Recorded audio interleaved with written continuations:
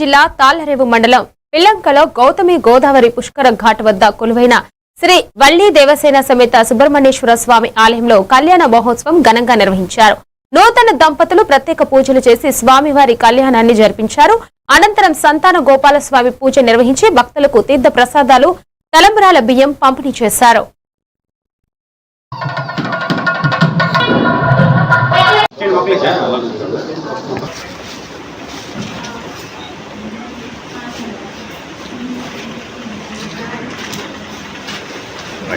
తాళ్లరేవు మండలం పిల్లంక గ్రామం శ్రీ వల్లి దేవసేన సమేత సుబ్రహ్మణ్యేశ్వర స్వామి వారి ఆలయము గౌతమి నదీ తీరంలో ఇటీవలనే ప్రతిష్ఠ చేసుకున్న నూతన ఆలయంలో ఇటీవల యానాంలో సాయిబాబా వారి దేవాలయములో బైపాస్లో గల సాయిబాబా వారి దేవాలయంలో అర్చక విధులు నిర్వహిస్తున్నటువంటి అప్పల సూర్యకామేశ్వరరావు పద్మావతి దంపతుల కుమారునకు ఇటీవల 20వ తారీఖున తాళ్లరేవులో వివాహం జరిగింది.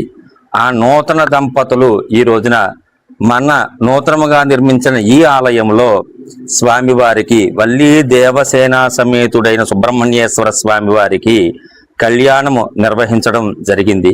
అలాగే తరువాత శివ పంచాయతంలో ఉన్నటువంటి సంతాన గోపాల స్వామి వారికి పూజ నిర్వహించడం, ఈ కార్యక్రమాలన్నీ ఆలయాన్ని నిర్మించిన తర్వాత వీరు తొలి కళ్యాణం ముందుగా కళ్యాణం చేయించుకున్నారు.